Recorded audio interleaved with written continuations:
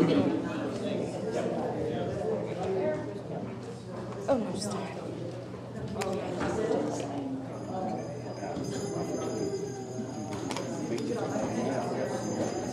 yeah.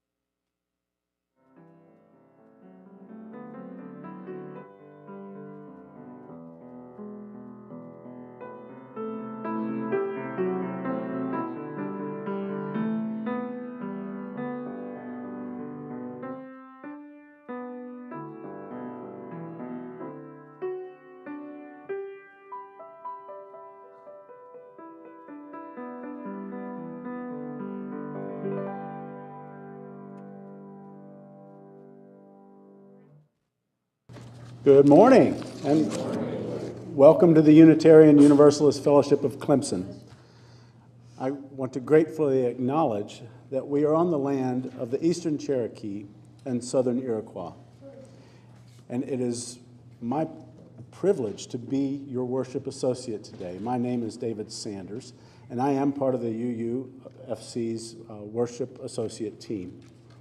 Each week, this community comes together to participate in worship, music, and reflection.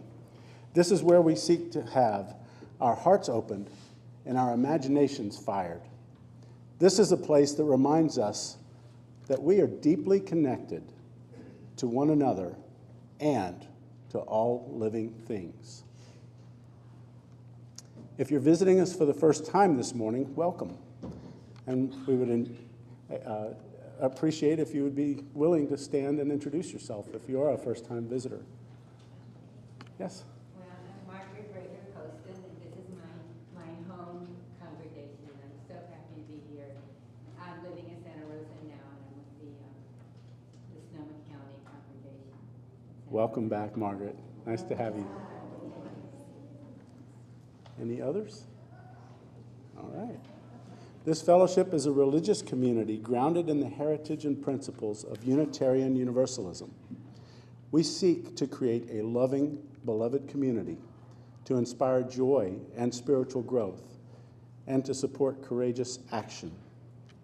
All are welcome regardless of religious background, political expression, ethnicity, age, ability, sexual orientation, or gender identity or expression. If you have a desire to explore questions of truth and meaning and are respectful of our diversity of people and beliefs, you've found kindred spirits here. If you'd like more information about this fellowship or Unitarian Universalism, please see information about us on our website at uufc.org. If you're interested in getting our weekly newsletter, so you can get connected to our community for online social events, our weekly sharing of joys and concerns, and our collective efforts to support local social justice. Please reach out to the office by email on our website or in the announcements in the back of the order of service. Speaking of announcements on the back of the order of service, there are several. And I would like to call a few to your attention. The social action team wants to know what you care about. there's a survey in the back of, as soon as you walk out of the sanctuary, on the left, there's these little forms there. The social action team would like to know what needs, issues, challenges, injustices that we can take on to make the world a better place. You can start by filling out the short survey form on the table, as I indicated on the table just outside the sanctuary door. Put your responses into the wire basket right behind where the surveys are stacked, and it will be available up until June 16th. Next Sunday is the last Sunday to complete, so please do that. Hospitality after the service needs you. If you like to have coffee and social time after the service, please consider partnering with a friend sitting next to you or forming a team to sign up and to help on a date of your choice. All that's really involved is making the coffee, bringing light snacks, great conversation, and then helping with cleanup. There is a sign-up board in the back in the social hall. Please take some moments to do that. And last but not least on the announcements, next weekend, rain or shine, the annual UUFC campout, June 14th through 16th at Oconee State Park. For more information, please reach out to Kathy Crane right here. She's raising her hand. I can tell you I've been to that campout since I joined, and that was one of the first activities I did with this congregation, and it kept me coming back every year. So thank you, Kathy and Gordon. All right, now we have some opening words.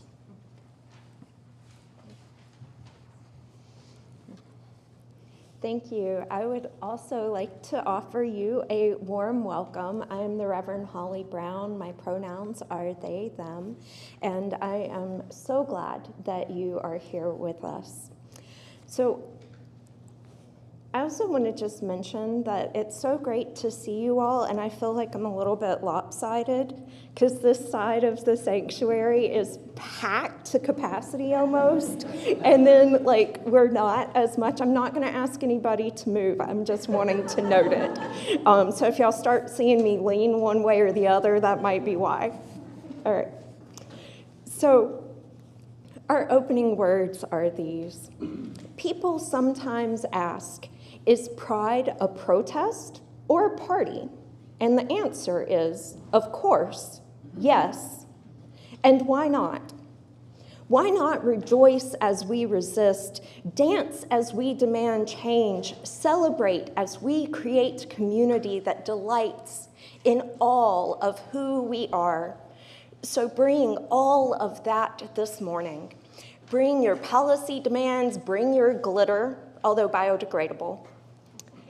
Bring your Supreme Court broken heart, bring your rainbow socks, bring your emptiness that you feel for our siblings gone too soon.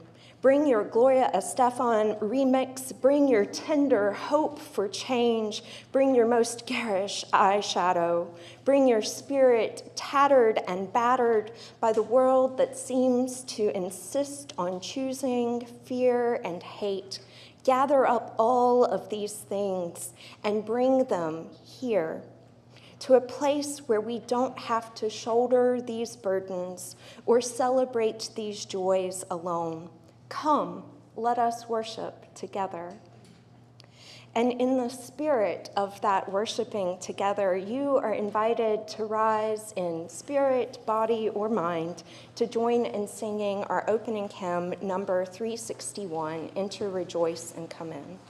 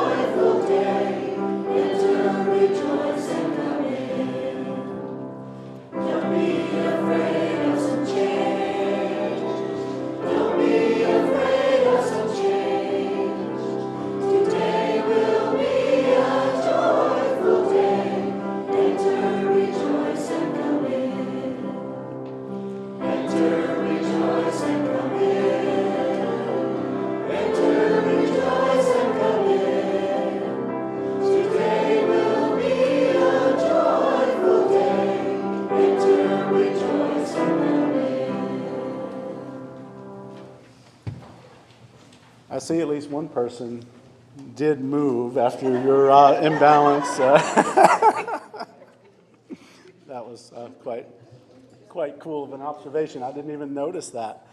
I would like to invite Cody to come and light the chalice for us. Where are you, Cody? Thank you.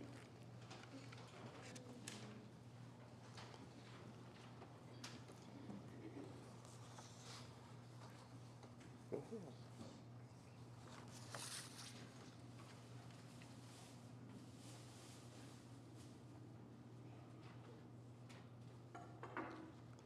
Thank you, Cody.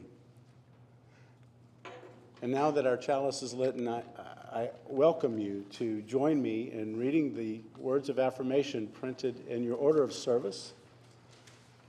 It starts with the word we. We gather together in a spirit of love with justice as our guide. This is our chosen covenant to dwell together in peace, to seek the truth with freedom, and to care for one another. And now we have a time for all ages. Karen?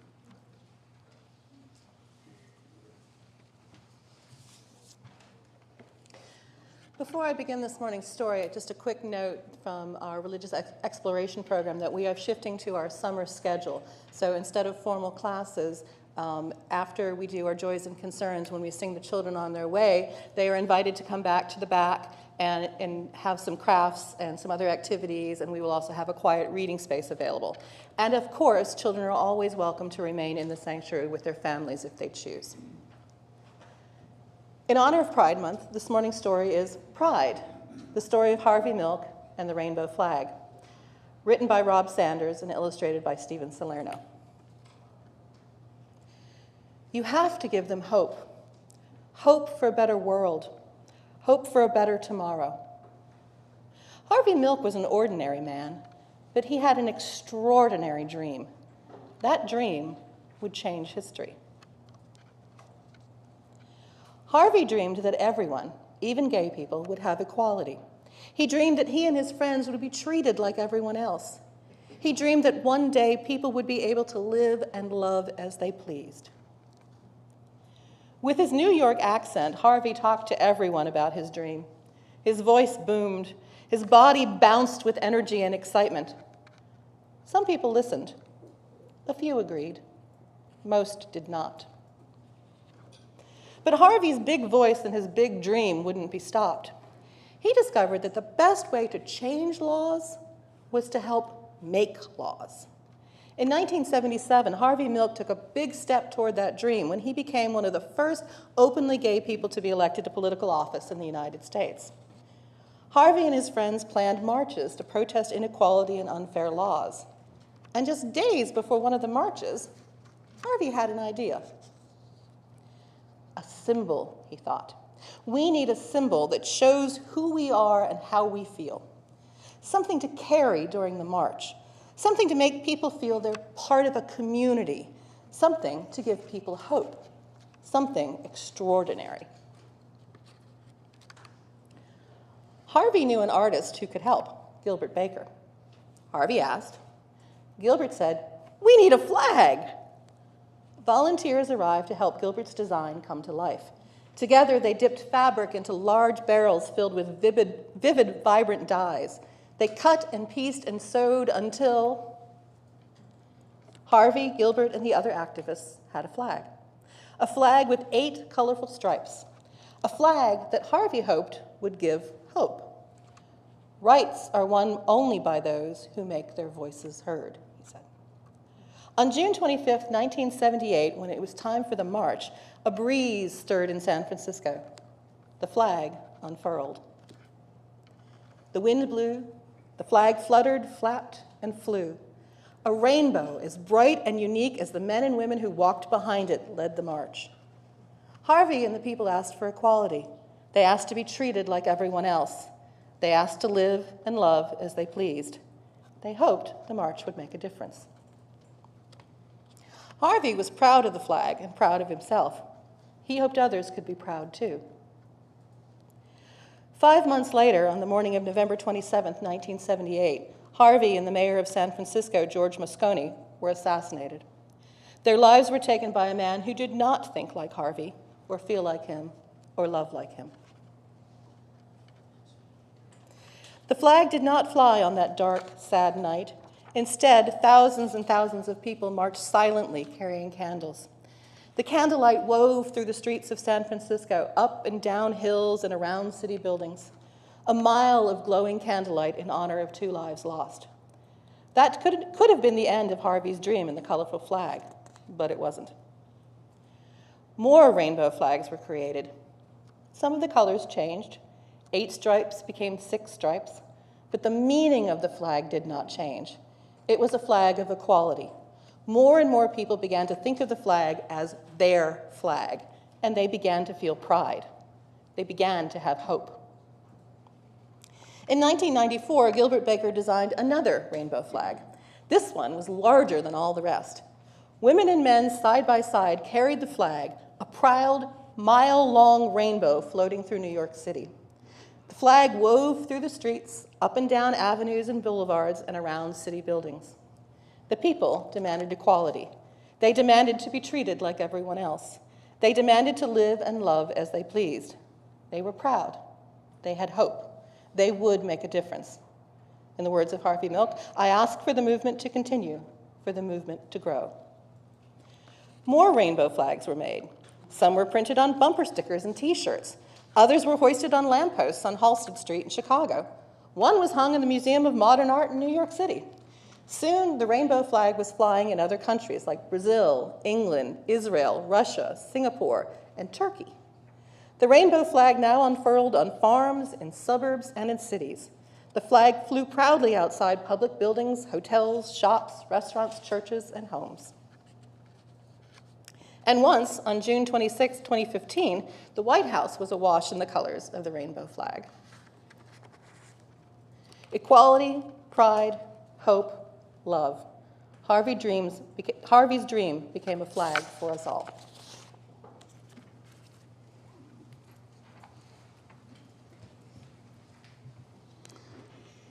This is the time that we set aside for the offering in order to give toward the financial vitality of this community. 25% of the plate undesignated collection each week goes to an organization in the local community that we partner with. For the month of June, we are partnering with Ripple of One. And actually, we do take 2 collections, 2 offerings during our service. One is of a financial nature, and the other one is of an edible nature. So our youth will be walking around collecting food, canned goods, and placing them in this wagon, which now I've learned is in need of some repair. So if anyone has wagon mechanic skills, we would welcome your efforts there in helping us with that. You may also give by going to the UUFC website and using our donate button. There you will see options for paying your pledge and donating towards the organizations that we partner with.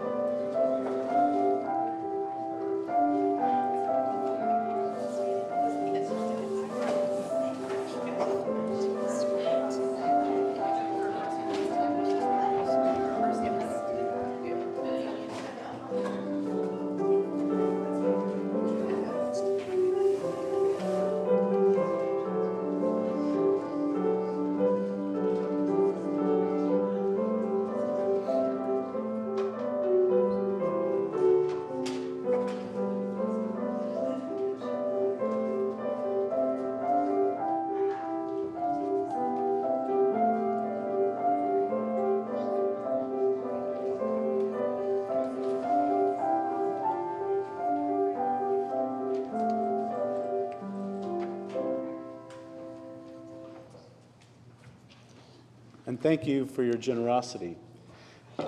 This is the moment in our service where we have a volunteer service spotlight. And I would like to invite Martha Alexander up to share her volunteer experience.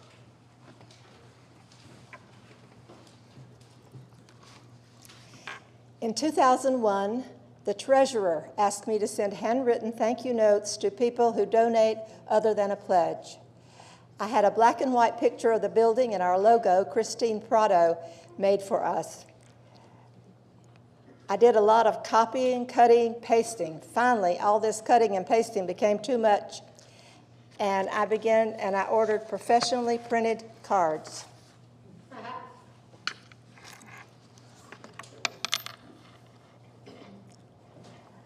Later, I realized that no one was sending cards of condolence when a member or relative or members passed, so I began doing those. I also send cards to people in our congregation who do something special for us. I send cards to visiting ministers. I've sent cards to many states, Canada, and Europe.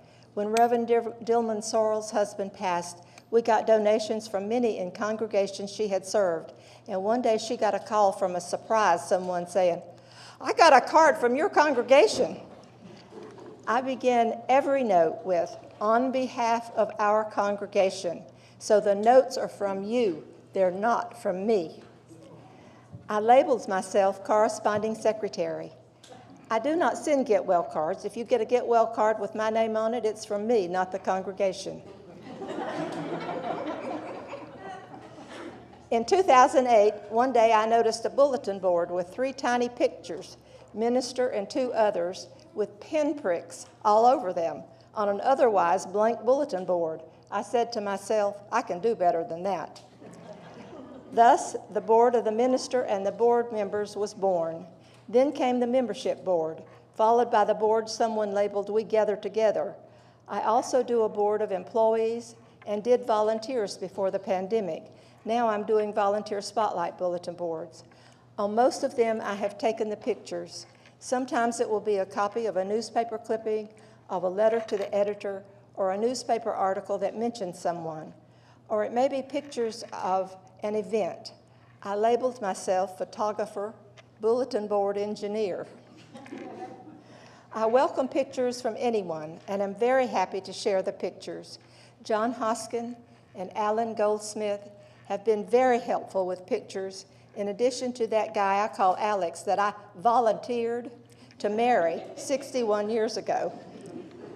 I have only 2 requests. Please do not write on the boards or rip off pictures. I will give you copies of pictures, and if I put up something you don't like, let me know, and I'll fix it or remove it. Last, many folks have asked if I pay postage or given any funds for the paper, ink, and the cost of the cards. The answer is no. I consider this part of our contribution to UUFC.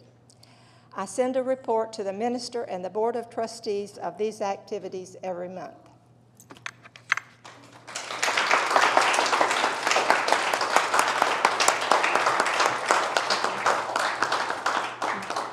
Thank you, Martha. This is a time that we share our joys and concerns with one another. It is a sacred sharing of our deepest selves and reminds us of our connection to our community, that we are not alone. So I've asked Dave this morning to place a stone into this vessel which represents our shared community. We have a joy from Louis Breger that his sister, who you all just met, or have met many times perhaps as well, and of being here this morning. And Garrett, I'm sorry, I couldn't. Sobchik. Thank you. And he has a note that interesting discovery about geometricization of matrices. Okay. Yes. All right. I have a couple of joys that I'd like to share with you. One, did anybody notice anything different when you came in this morning? Well, the flags, but some folks mentioned the TVs. If you're on the church's Facebook, you might have seen the TVs, but Marty and Dell worked really hard this week to get these mounted up on the wall rather than the big carts that they've been on previously. And so, yes.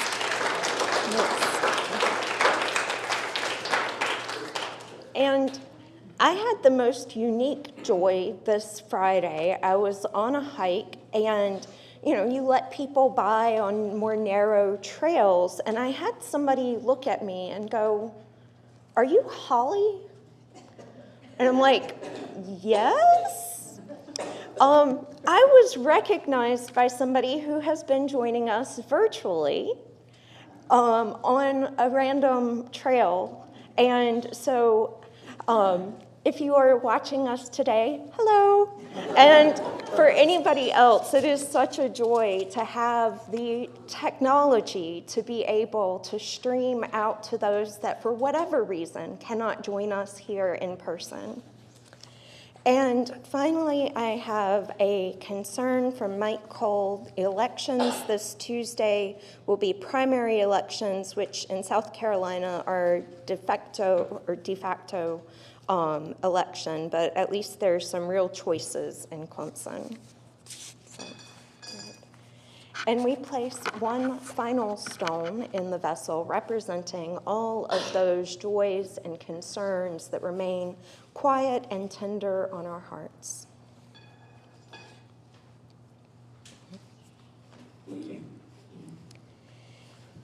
And now we will sing any of the children that would like to go out, or they can stay in with us to their classes with Go Now in Peace.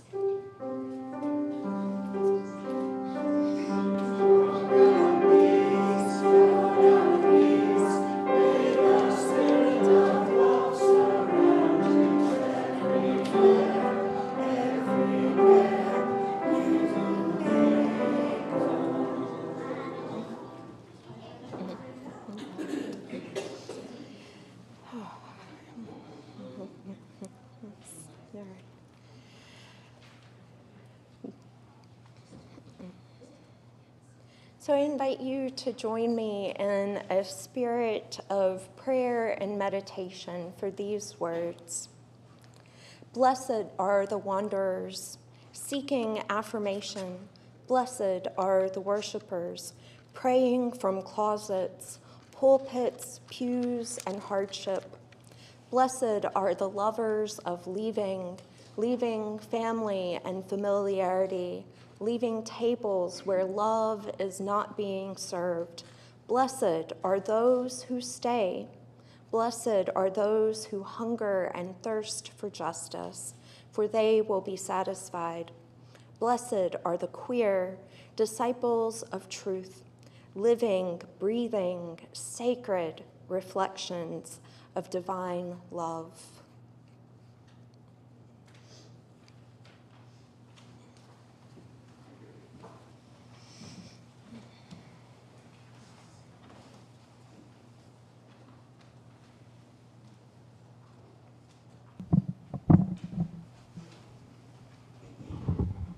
Check, check, check, check.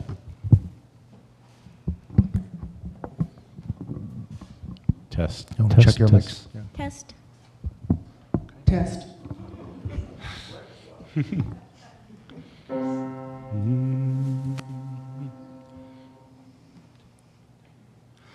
Breathe in, breathe out.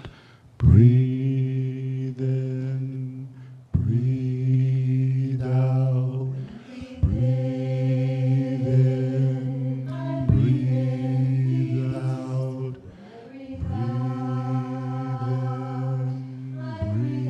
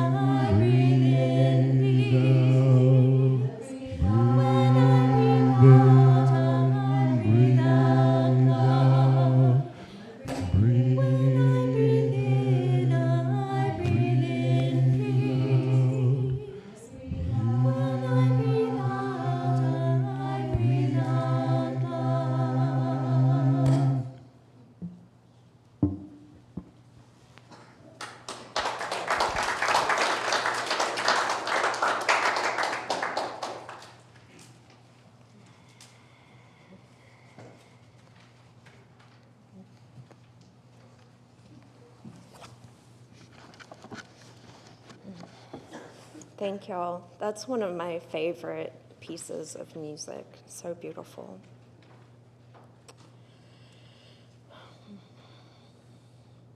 So our opening words this morning were from Reverend Hannah, and they answer that pride is both a protest and a party. Pride is so many things. It is about hope, about celebration, about love, about resistance, about shenanigans. The title of this service was inspired a couple of months ago during the Welcoming Congregation Committee meeting. I joined the committee meeting to learn about some of what this congregation was doing thus far in the renewal process, which I'll say a little bit more about in a moment. But we were discussing the possibility of services or education opportunities, and something that Emily Hiebel said, and she gave me permission to say this to you all, is about gay shenanigans, that we needed to have more gay shenanigans. And I loved it and decided that I needed to use it as the title this Sunday. And when I thought about shenanigans and how it can be defined, I thought, well, maybe I should select a different title, because shenanigans could be thought of as dishonest or underhanded. But there's, as is so often the case, our meaning of words can have multiple meanings, and those meanings can change over time. So it can also mean high-spirited. It can also mean mischievous. And as I thought about it a little bit more, even the dishonest fits with pride. Because so many people that stay in the closet for whatever reason are being dishonest about who they are in some way. But I also really like, and what came to mind when Emily said this, was the high-spirited, the fun aspects of celebration, maybe slightly mischievous.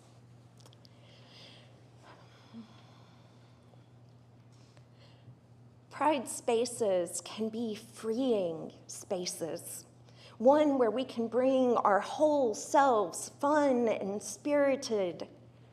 And I want to also mention that I hope that as Unitarian Universalist Fellowship of Clemson, that we offer a space where people can bring their whole selves. And that if we're not there yet, that we continue working on it together. This congregation, did anybody know about the welcoming congregation process? Were you involved with it maybe when it happened previously? Okay, some. So the welcoming congregation is a program that's done by the UUA that helps congregations work through some education around LGBTQIA issues, although those letters have expanded since the Welcoming Congregation program started, and thus there is a renewal process because things change over time. Just in the time that since I came out, the letters and the order of the letters and the flags have changed. And even I have trouble keeping up sometimes. There's been jokes that all of the letters, like by people in the community, sometimes calling it alphabet soup because it starts to feel that way just a little bit. But the welcoming congregation renewal process has a few things to keep in mind. One is services like this that can help with some education, but also intentional times where we have educational presentations or resources that are shared with the congregation, and also some kind of financial contribution to the LGBTQIA community. And so, continuing to do this work is important. And so this congregation is one of many that is working on that renewal process. And I want to offer this word to you. Don't rush. Don't try to do it all at one time. It's something, the idea of the renewal process is that it becomes part of who we are, part of the culture of our UU congregations.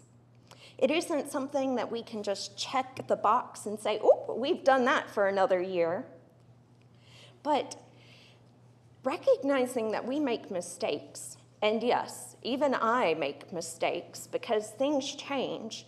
I've misgendered a colleague before because last time I had interacted with them, they were using one set of pronouns and I don't see them, so I don't have a chance to practice. Practice really can help us and make a difference and help me not make mistakes either.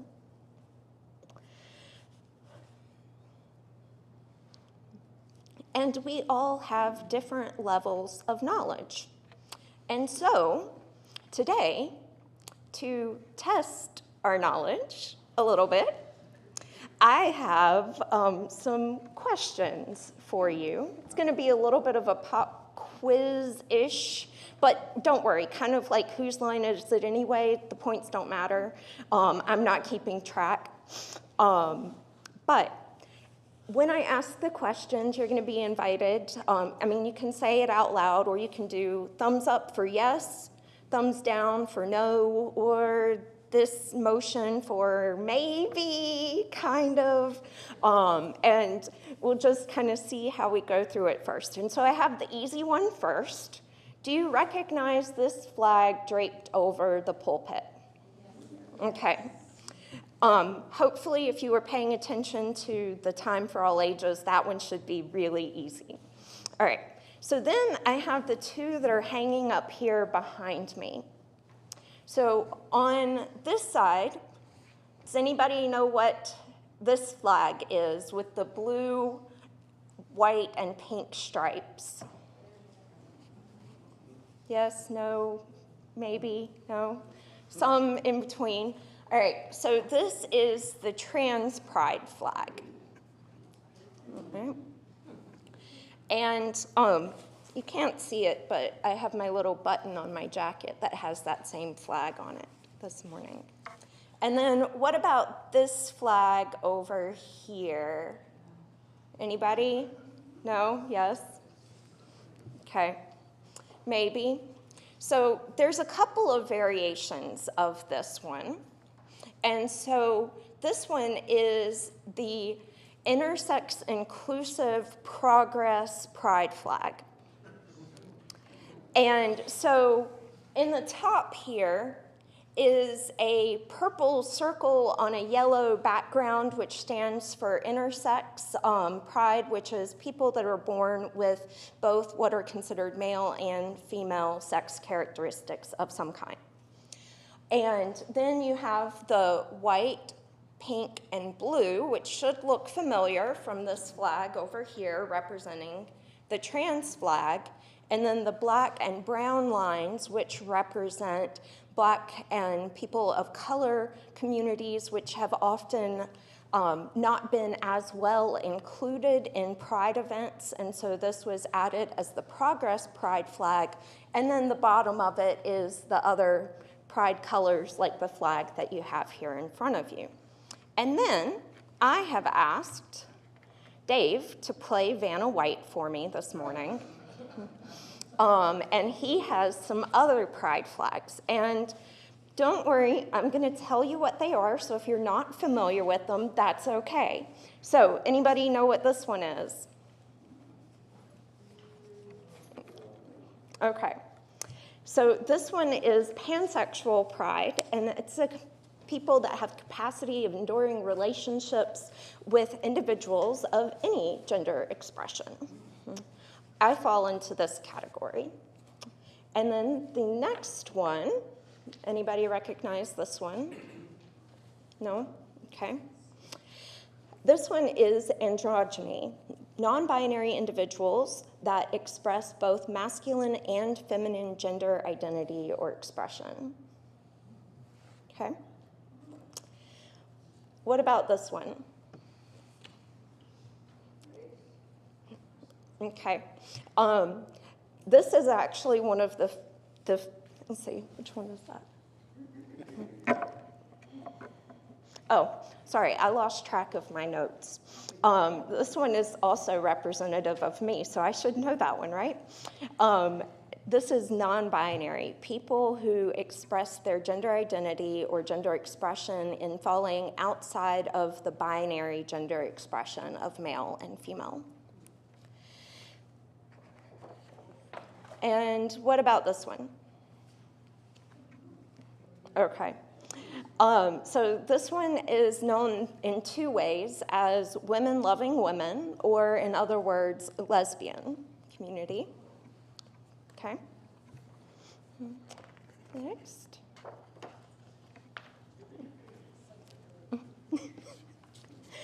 Okay. So this one is bisexual, a person who has potential to have both physical, romantic, or emotional attracted to people of more than one gender.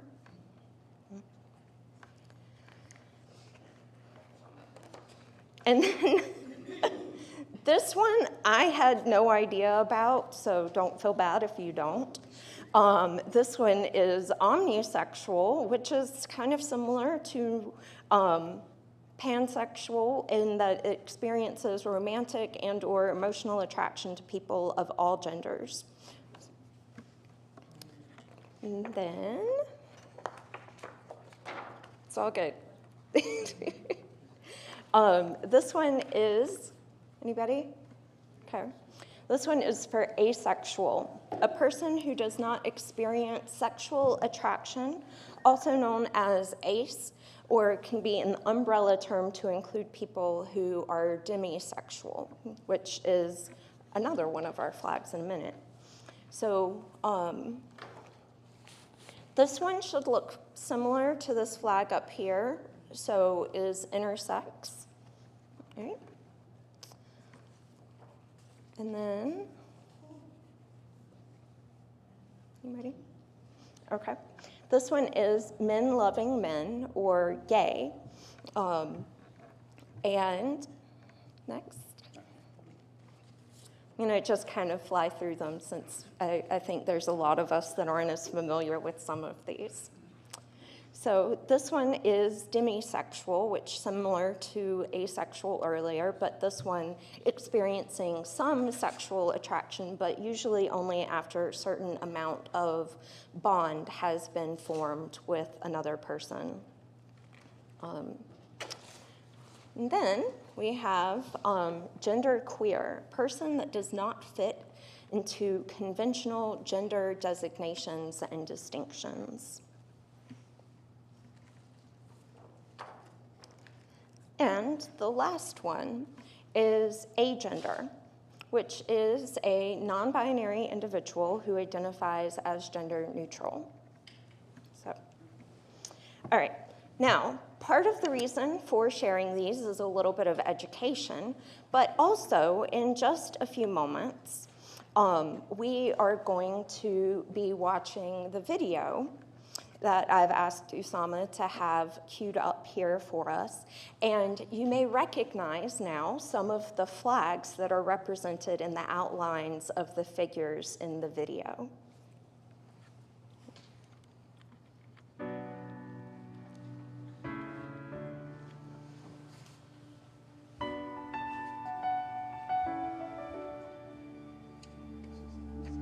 I am not a stranger to the dark. Hide away, they say, 'cause we don't want your broken parts. I've learned to be ashamed of all my scars. Run away, they say, no one will love you as you are. But I won't let them break me down to dust. I know that there's a place for us, for we are glorious.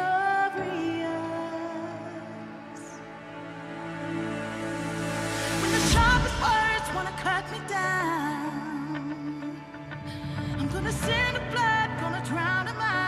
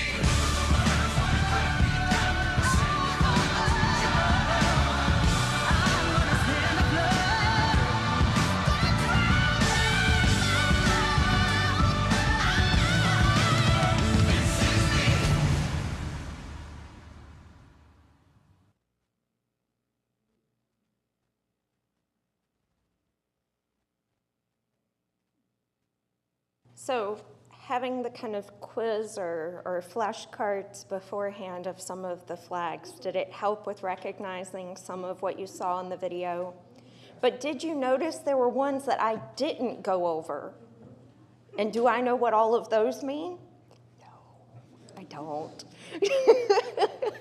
So I have to admit to y'all that there are many times that I will go Google pride flags and see in the list of them there which one that flag is, and if I'm right that it is a pride flag, to know which one it is. But if I see one on somebody, I will just often ask.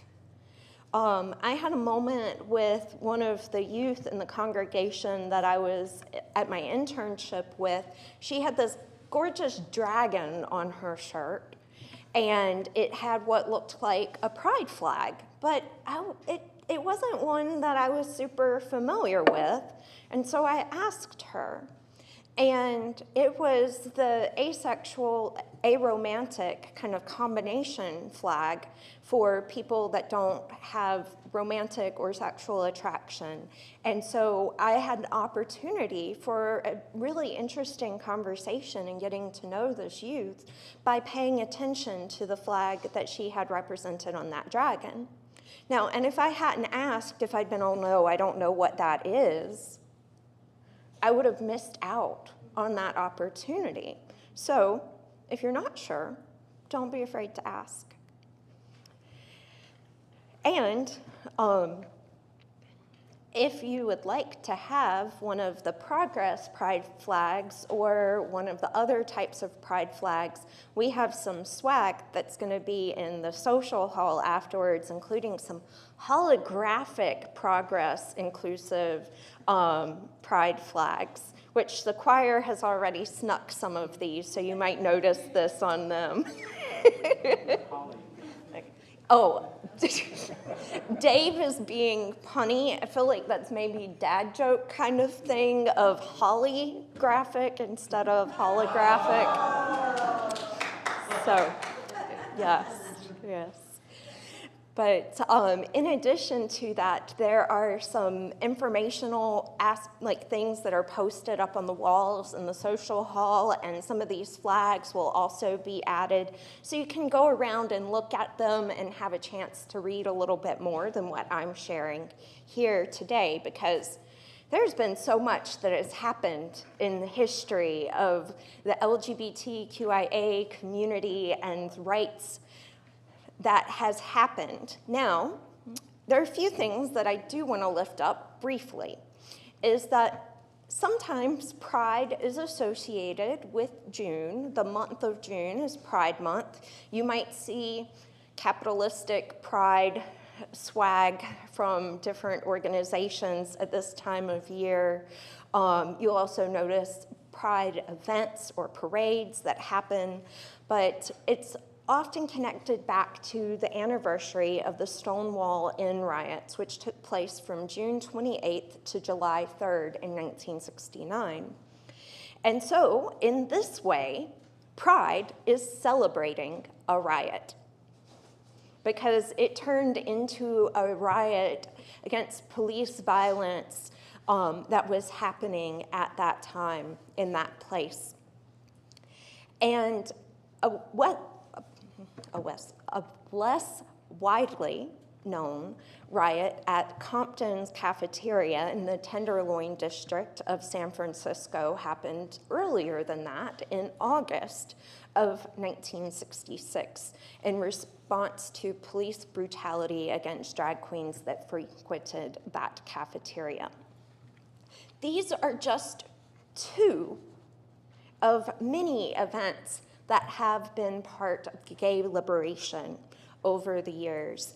And there are documentaries, there are books, there are many ways that you can find out and learn more information. A few of these were shared in the weekly connection. If you get that email each week, there's some links and some information that you can go explore some more. And a kind of short video of some history that I would advise if you'd like to check out. And y'all can either write this down. I have a few pieces printed out so you can get that information.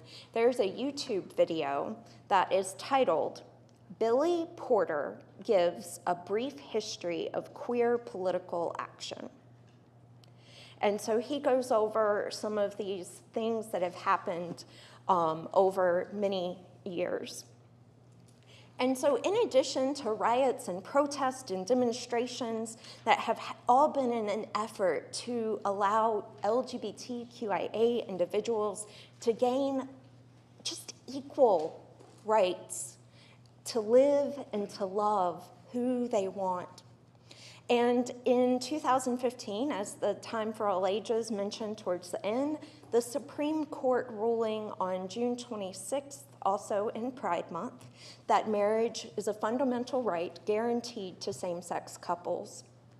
If you think about that in the grand scheme of our history, that is not very long ago. And it has been something worth great celebration in the years since.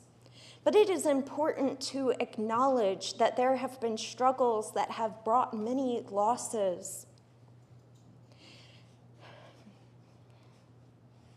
A number of years ago, around that same time, during Pride Month, there was a mass shooting at the Pulse nightclub in Florida. It hit different because it was Pride Month and that was a space that was supposed to be safe. And it really hit hard because I had been at a club that night watching a drag show and waking up that next morning and seeing that. In the midst of all of this, what's supposed to be this joyful and celebratory month as well, it's also something that I feel like could get ripped away at any moment. Rights are being stripped in this country. You know, June, 2 years ago, Roe v. Wade was overturned. Rights being stripped that we thought we had in place, and then states enforcing abortion bans, banning books of LGBTQIA topics, banning access for youth and young adults with anti-trans, anti-LGBTQIA bills. These rights of bodily autonomy, of access to resources and ways to learn are under attack in our country right now. And so while I would love for this to all be joyful in this service, I also would be remiss if I didn't acknowledge what is going on in the world around us. And I want to also lift up some of you guys that are here and also encourage anybody that didn't see it to go check it out. But SCUJA, which is short for South Carolina UU Justice Alliance, started a Faithify, which is a crowd fundraising campaign, and it specifically is to support trans and youth and young adults that are directly impacted by recent legislation here in South Carolina. And I just want to brag on you guys that 6 of the 16 donations thus far are from UUFC folks. So, good job, guys. And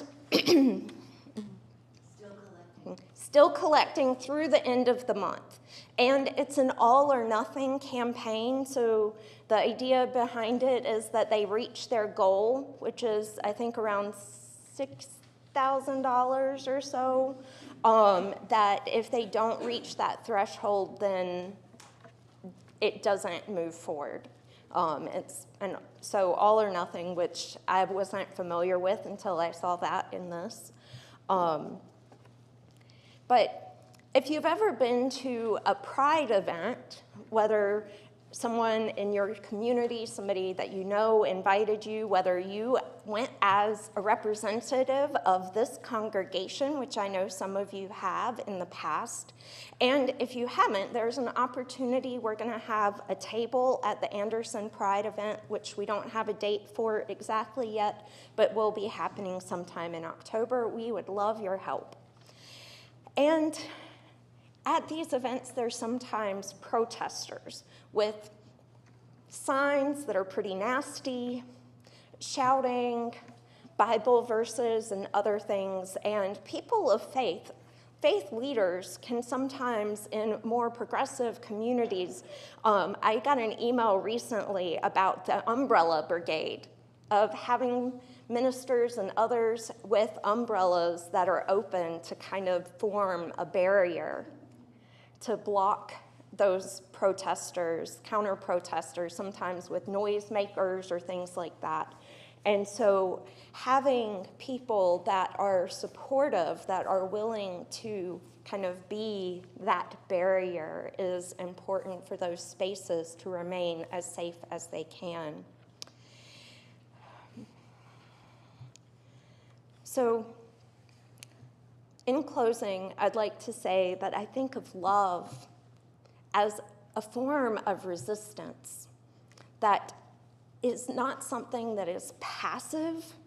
It is something that requires action.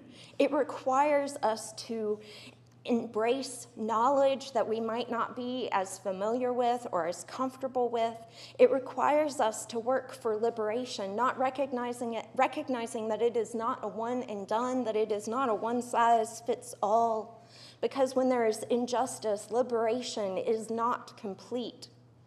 But, a huge but, we should celebrate when we have the opportunity to celebrate the successes along the way, to honor the lives that have committed themselves to this work of justice in the many forms that it takes. And so I invite us to find more love than hate. May we find more love than fear. May we find delight in resistance. May it be so, may we make it so, and blessed be. And now you are invited to rise in spirit or body, however is comfortable for you, to sing our closing hymn, number 1024, and it'll just be the 4 verses, and you'll see the words on the slides, or you can look in the hymnal.